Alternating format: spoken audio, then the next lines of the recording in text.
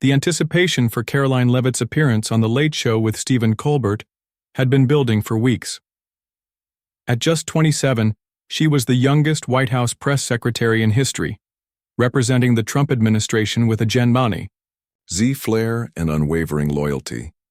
But Leavitt wasn't just a spokesperson. She was a lightning rod for controversy. Trump had just begun his second term, facing backlash for banning AP and Reuters from cabinet meetings, imposing tariffs on Canada, and striking a controversial Russia-Ukraine deal.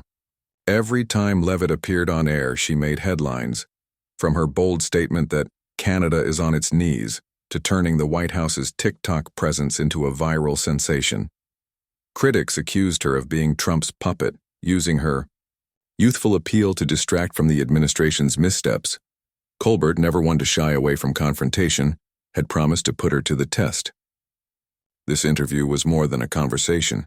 It was a battle. As the audience erupted in applause with a few boos mixed in, Karoline Leavitt stepped onto the stage.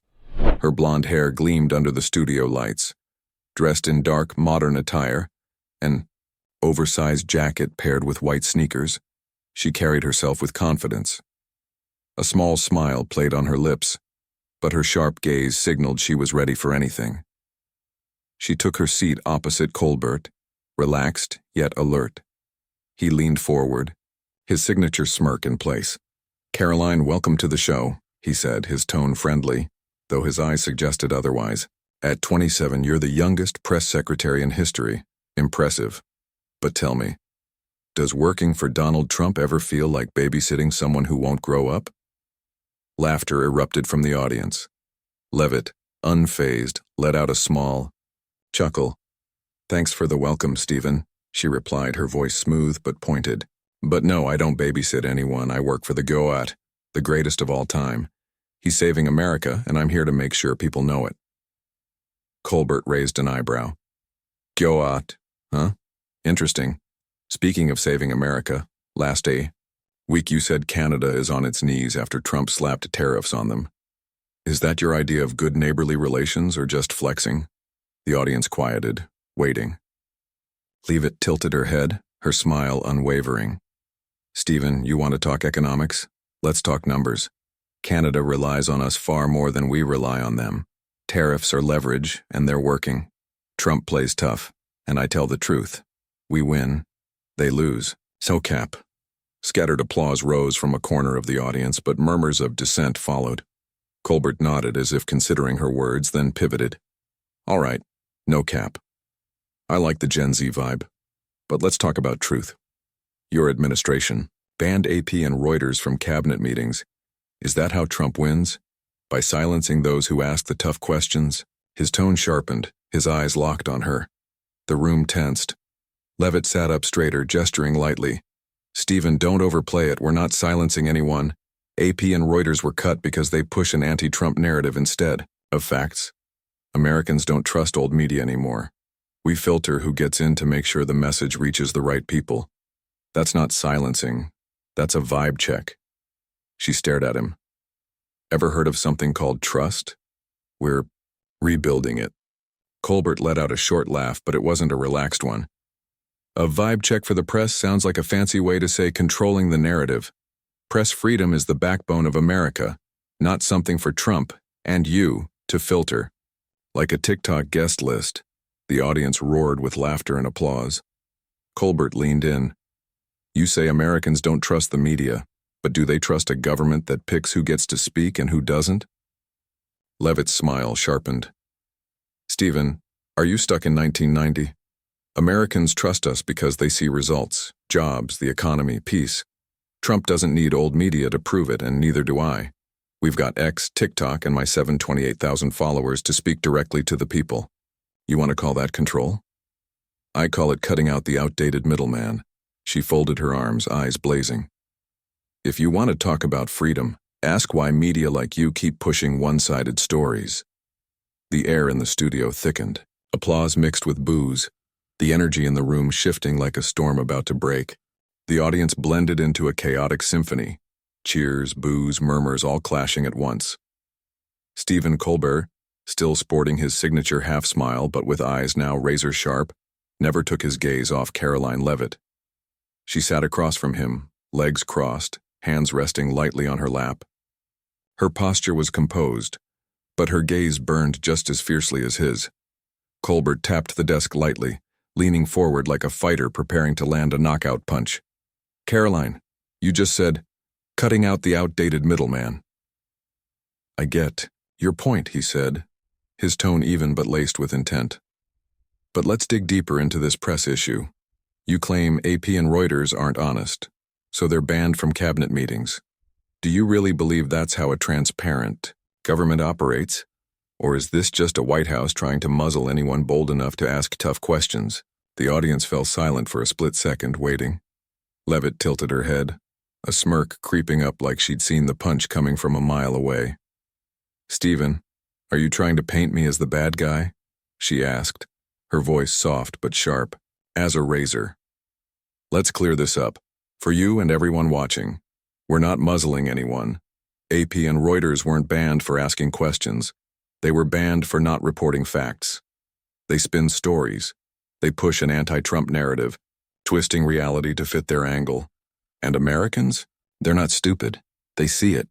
We're just saying if you want in the room, play fair. That's not control. That's putting the people above old media like you." Applause erupted from one corner of the audience, but the boos from the other side were just as fierce. Colbert raised an eyebrow, clearly unsatisfied. "Play fair?" he echoed, his voice rising slightly, now edged with sarcasm. "Karoline, you just called some of the world's biggest news outlets dishonest, then said, your administration, not exactly known for transparency, gets to decide what's true. Don't you see the contradiction? Press freedom isn't something the White House filters like an Instagram close friends list." The audience burst into laughter. A few whistles of approval rang out. Colbert crossed his arms, giving her a challenging stare. Leavitt didn't flinch. She sat up straighter, gesturing naturally like she was addressing a TikTok audience. "Stephen, you want to talk contradictions? Let's talk about you," she shot back. "You sit here making millions mocking people, then pretend to be some kind of guardian of free speech. I grew up in a middle-class family in New Hampshire. No politics, no privilege. My parents sold ice cream and used trucks to raise me. I know what Americans want more than some ivory tower news outlet, or a millionaire host like you." She let the words hang for a moment before continuing, voice steady. "We didn't ban AP and Reuters to hide. We did it to protect the truth from being twisted. Trump's working for the people, not for you." The applause came louder this time, but the murmurs of dissent were just as present. Colbert laughed, but it was dry, humorless. "Oh, I love how you tell it, Karoline." "Real touching," he said, voice dripping with sarcasm. "But you still didn't answer the question. If Trump's so transparent, why not let the press do their job? Why pick who gets in and who doesn't? Sounds less like protecting the truth and more like a government scared of being exposed." He paused, letting the weight of the words sink in. The audience clapped sporadically, some nodding in agreement. Leavitt smiled, but this time it was a defiant one. Unshaken. "Stephen, you're trying to steer this, but I'm not letting you," she said coolly. "We're not scared of exposure. We're just done wasting time with people who don't care about the truth. Do you know how many Americans have ditched old media? They don't watch TV news anymore. They're on X. They're on TikTok. That's where we talk straight to them. I have 728,000 followers, not because I make things up, but because I keep it real." She crossed her arms, eyes locked onto Colbert. "If you want transparency, ask yourself why media like you keep pushing one-sided stories instead of letting people decide for themselves." Colbert shook his head, his faint smile tightening into a straight line. "Talking straight to them on TikTok," he repeated. "Karoline, you're turning the White House into a social media channel. But I guess that's the Gen Z way, dodging questions by posting dance videos." The audience laughed, louder this time. Some clapped in agreement. Colbert leaned in, his voice dropping. "You say you're real, but all I see is someone justifying choking the press by blaming the press. What kind of logic is that?" Leavitt let out a light laugh, but her eyes held no humor. "Stephen, you just said I'd dance on TikTok." "No cap. I've never done that, she quipped. But if I did, I'd still outdo you.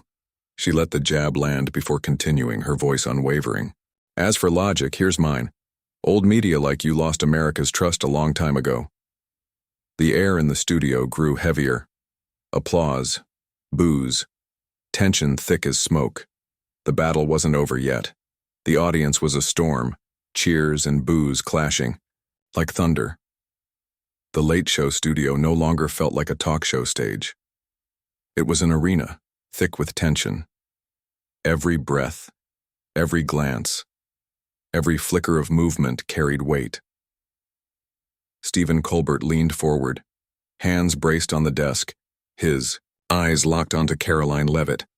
His usual mocking smile was gone, replaced by something sharper, something colder. Karoline, I've heard enough about your TikTok and real talk, he said, his voice low but slicing through the air like a blade. You say you're changing the game, but I see something different. You're not just a press secretary. You're complicit in undermining American democracy. You're selling out your own generation, turning Gen Z into a tool for a man who's strangling freedom, just to hold on to power. The words hit like a bomb. Gasps rippled through the crowd. A few shocked cries mixed with bursts of applause from the liberal side. Leavitt sat still for a moment, her expression unreadable. Then, slowly, her lips curved into a dangerous smile. She crossed her arms, tilting her head, as if carefully weighing his words. The studio was silent. You could hear a pin drop. Stephen, she said softly, her voice carrying the force of an approaching storm. You just called me complicit in undermining democracy. You dare say I'm selling out Gen Z? She let the question hang, then leaned forward, her eyes blazing. All right, you want real talk? You'll get a dose you won't forget. The air felt electric. You sit in your ivory tower, raking in millions by dividing this country, pretending to be some noble defender of democracy, she continued, her voice steady but cutting. Meanwhile, Trump pulled America out of the mess people like you created. And I'm here to defend him, not to entertain outdated TV hosts like you. A roar of applause erupted from the conservative side, drowning out the liberal boos. Man in the front row shouted, Karoline's right, while someone next to him stood, raising a fist in protest. Leavitt didn't waver. She gestured as if speaking straight to a live stream audience, her voice unwavering. You want to talk? Democracy? Look at yourself. Every night you decide who gets mocked, who gets laughed at, who plays the villain in your script. I grew up in New Hampshire. No privilege, no politics. My parents worked their hands raw selling ice cream and used trucks just to make ends meet. I know what Gen Z wants, a strong country, not one manipulated by old media like you. She let the words land, then delivered the final blow. Trump delivers that, and I'm proud to stand with him. You call that selling out? I call it winning. No cap. Her words rang out firm, unyielding. Colbert leaned back, tapping his fingers on the desk. He looked momentarily caught off guard by her fire, but he didn't back down. Winning, he echoed, his tone laced with sarcasm. Karoline, you're good at talking real, but I'm not here to debate your childhood or Trump's policies. I'm talking about you.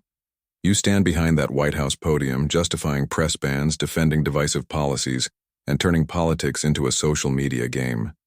You think Gen Z wants a country where freedom is traded for tariffs and TikToks? He let the words settle before delivering his final strike. You're not helping Trump lead a democracy. You're helping him build a regime. A wave of applause rolled through the audience, some standing, some whistling in agreement. Leavitt let out a short, almost scornful laugh. Then she straightened, her expression shifting to something even more defiant. Stephen, she said, her tone now cool, controlled. You just called Trump a dictator, and you think I'm going to sit here and let you paint me as a traitor? She shook her head, eyes locked onto his. I'm not building a regime. I'm building a future. Gen Z doesn't care about your fake moral lectures. They care about jobs, security, a country that doesn't kneel to anyone. Trump ends wars. He brings jobs back. And I'm here to tell the truth. She leaned forward, voice dropping but somehow even stronger. You say I'm undermining democracy? No. I'm tearing down the rotten system you're part of. The tension in the studio was suffocating. Colbert opened his mouth to speak, but Leavitt wasn't done. Her gaze bore into his, and then, for a brief second, a memory flickered in her. July 2024, the day she gave birth to her son, a grueling delivery. Just days after Trump had survived an assassination attempt in Pennsylvania, and yet she had returned to work almost immediately, standing beside him when he needed her most. That loyalty, that pressure, it all surged through her now, fueling every word. She took a breath, steady and deliberate. Then, with unwavering conviction, she said, "I'm a mother, Stephen." The words cut through the air like a knife. I do this not just for Trump, not just for myself, but for my son, for his generation. She stared straight into Colbert's eyes. And you? You don't get that. Because all you do, her voice sharpened, her expression unyielding, is sit here and laugh. Silence. The audience held its breath. The battle wasn't over. But Karoline Leavitt had made her stand. But I don't back down. Never. The studio erupted. Conservative applause thundered, drowning out the liberal boos. A group in the middle row stood, cheering wildly, while others shook their heads, muttering, "Dissent." The tension crackled like electricity. Colbert leaned back, his hands off the desk, his eyes flickering with something close to unease, but he quickly masked it, regaining his composure. "A mother, huh?" he said, his voice low, tinged with sarcasm. "I respect that, Karoline. But don't use your kid to justify helping Trump strangle freedom." He leaned in, his eyes blazing with resolve. "You say you're tearing down the system. I see you tearing down what makes America. And Gen Z? They're the ones who'll pay for it." He let the words hang, then struck the final blow. You sure you're building a future or just burning it?" Leavitt didn't blink. Her smile was cold, razor sharp. "Stephen, you want to play the emotion card with me?" she said, her voice controlled but lethal. "I'm sure, because I see results every day." She leaned forward slightly, eyes locked on him. "Americans see jobs. They see peace. They see a country that doesn't bow." She tilted her head, a smirk creeping in. "You say I'm burning the future? No. I'm burning the outdated past you cling to. Gen Z isn't paying. They're leading, and I'm their voice." She crossed her arms, eyes blazing like an unquenchable flame. The studio broke loose. Applause and boos merged into a chaotic storm of sound. A woman screamed, "Karoline's the queen," while the person beside her stood, raising a hand in protest. Colbert leaned back, his expression shifting, confusion flickering before he steadied himself, determination hardening his features. He exhaled, recalibrating. "All right, Karoline," he said, his voice quieter but cutting. "You talk a lot about winning and building a future." He gestured slightly, his gaze sharpening. "So let's talk about a specific Trump win you're proud of." His eyes locked onto hers. "The Russia deal." The crowd murmured. "You call it peace. Plenty call it a cave-in. You really think bowing to Putin is how you make America great?" The question landed like a heavy stone. The audience hushed, waiting. Leavitt tilted her head, a knowing smirk playing at the corner of her lips as if she had anticipated the blow. "Stephen, you just said Trump bowed to Putin," she replied, her voice soft but razor sharp. "No cap, you're dead wrong." She let the words settle before, pressing on. "We didn't cave. We brought peace. Trump sat down with Russia, negotiated like a real leader, and now Ukraine's no longer a battlefield." She spread her hands, her tone turning matter-of-fact. "You call that bowing? I call it winning. Winning for America, winning for the world." She glanced at the crowd, her expression confident, controlled. "You just want the war to drag on so media like you have something to criticize." Applause erupted from the conservative side, loud and resolute. But the boos from the liberal side were just as fierce. A man in the middle row shouted, "Peace is real," before being drowned out by murmurs of dissent. Colbert shook his head, a faint smile returning, but this time it was the smile of a man gearing up for a counterattack. Peace is real, he echoed, his tone laced with sarcasm. I like how you put that, Karoline. He let the moment breathe before delivering his next strike. But look closely. Russia still holds Crimea. Ukraine lost land. And Putin? He scoffed. He's grinning on TV. Whose victory is that? Not America's. Certainly not Ukraine's. His voice sharpened. You say Trump negotiated like a leader, but what I see, a guy who let Russia win without firing a shot. He crossed his arms, his gaze challenging. Tell me, Karoline, don't you find that just a little worrying? The audience clapped sporadically, some nodding in agreement. Leavitt let out a light laugh. But there was nothing warm about it. It was a laugh of disdain. She sat up straighter, her movements deliberate, controlled. When she spoke, her voice carried steel. Stephen, you're trying to paint the picture you want, but I'm not letting you. She leaned forward, her eyes locked onto his. Trump didn't let Russia win. He ended a war. She let the words settle before continuing. You guys just sat back and griped about Crimea. Ukraine? That was a mess before Trump came back. He fixed it by bringing everyone to the table. You want America to send troops?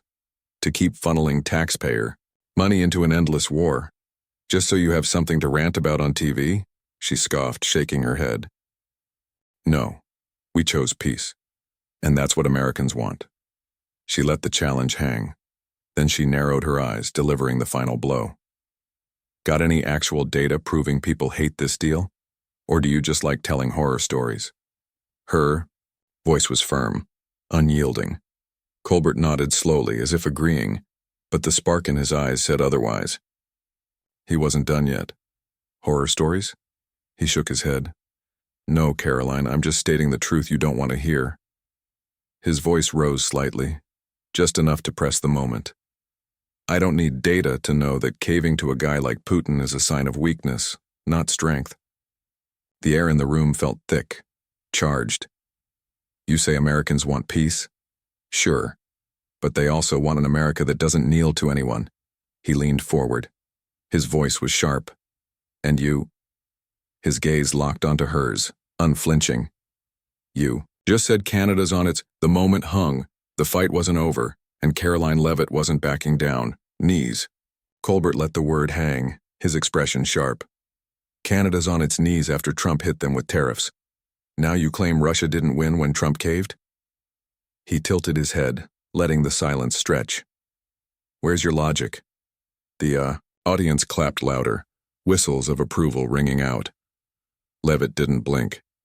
Her smile was cold, sharp. Stephen, you want to play the logic game with me? She said, her voice smooth, dangerous. Fine. Canada's on its knees because we're stronger economically. That's leverage, and it works.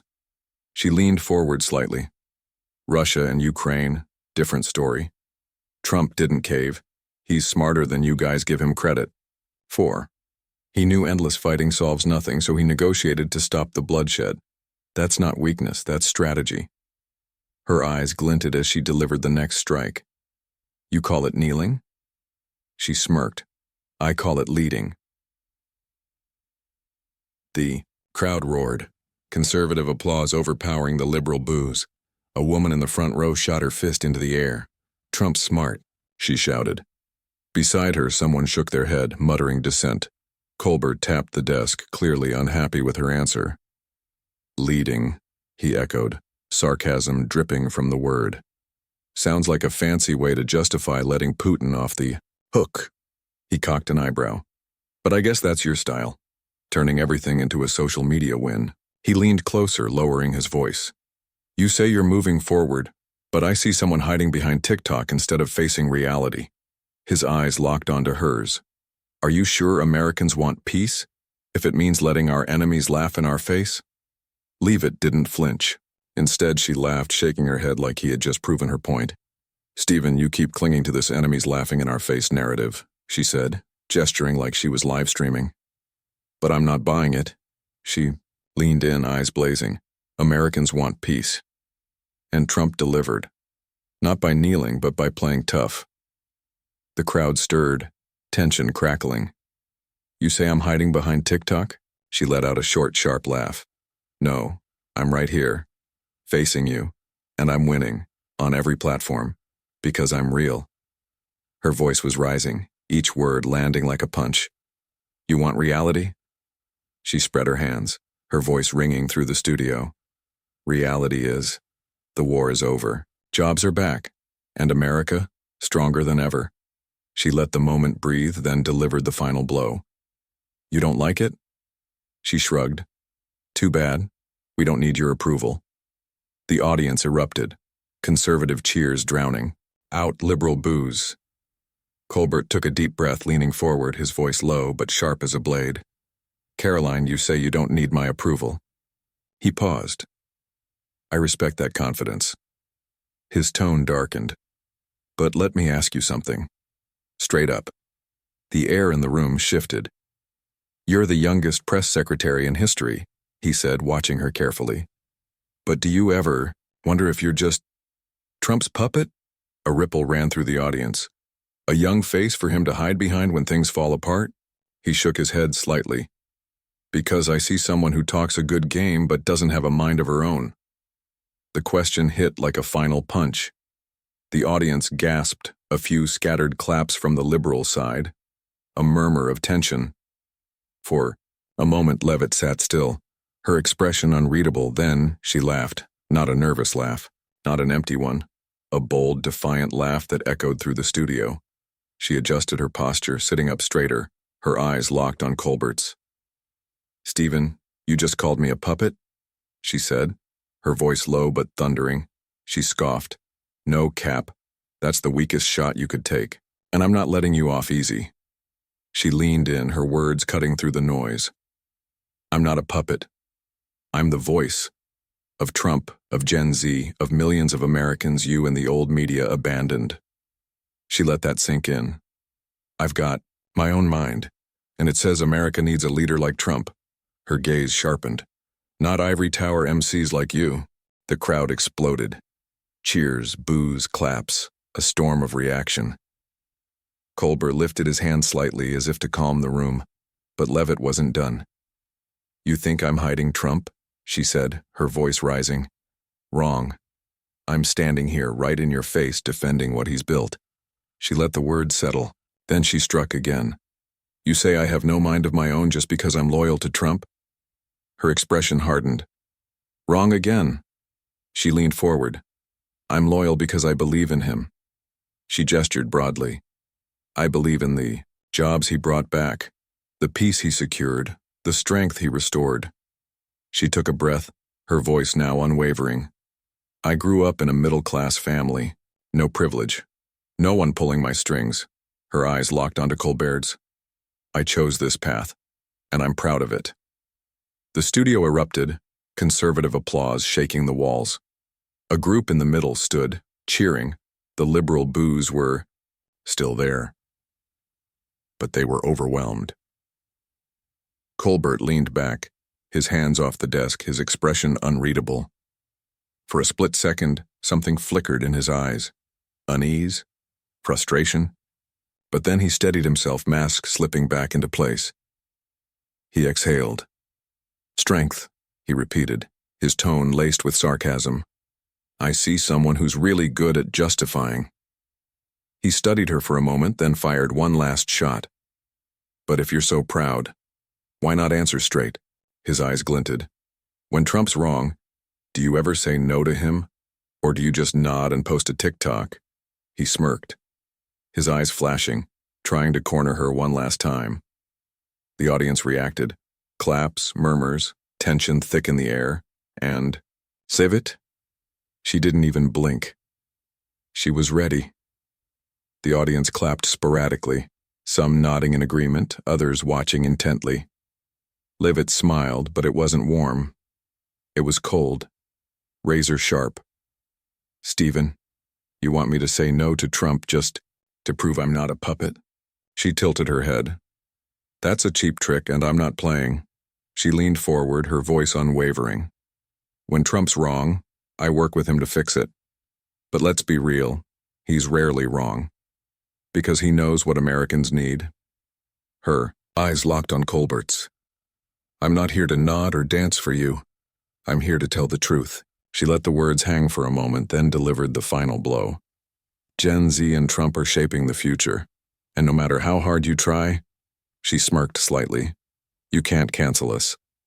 The room tensed, waiting for her final words. You want an answer? Here it is. Her voice turned steely. We win. You lose. She leaned back. Deal with it. A roar erupted from the conservative side, cheers so loud they shook the floor. A woman in the front row shot up, yelling, Caroline's the queen. Liberal boos tried to fight back, but they were drowned out. Leavitt stood, waving confidently to the audience. Her blonde hair glinted under the studio lights. Then she turned to Colbert, nodding slightly as if to say, That's that. Colbert leaned back, tapping the desk one last time. A forced smile flickered on his lips. Deal with it, huh? He muttered. His voice was low, edged with frustration. He exhaled sharply. Thanks, Caroline. It's been an interesting night. He turned to the camera, trying to stay composed, but his eyes betrayed his frustration. We'll take a commercial break. The show cut to black. The aftermath. Even after Leavitt walked off stage, the energy in the studio was electric. Some audience members clapped nonstop. Others grumbled. But no one could deny, this was a TV battle for the ages. Within minutes, social media exploded. On X, the hashtag Caroline Fires Back shot to the top of the trending list. Tens of thousands of posts flooded in, some hailing her as a Gen Z hero, others calling her nothing more than a Trump mouthpiece. Caroline just crushed Colbert. Trump's got the ultimate spokesperson. Conservative user. She's Trump's puppet, nothing more. Colbert tried, but you can't out-argue arrogance. Liberal user. Clips from the interview dominated TikTok and YouTube, racking up millions of views in hours. The press jumped into the chaos. Fox News. Young press secretary takes down Colbert in TV showdown. Leavitt emerges as the new face of conservative politics. CNN. Leavitt embodies Trump's arrogance, no answers, just attacks. Some analysts called it a Gen Z win, proof that social media-savvy conservatives could outmaneuver traditional media. Others warned she was turning the White House into a media spectacle, a game that couldn't last. One thing was clear: Karoline Leavitt had left a mark. The victory lap backstage. Leavitt didn't waste a second. Just 30 minutes after leaving the stage, she fired off a post on X. Vibe check for Colbert. He tried and failed. Gen Z and Trump don't back down. No cap. Within an hour, 100,000 plus likes. The image of her walking off in white sneakers, eyes blazing, became iconic. Some turned it into a meme, adding her own words. Deal with it. It was official.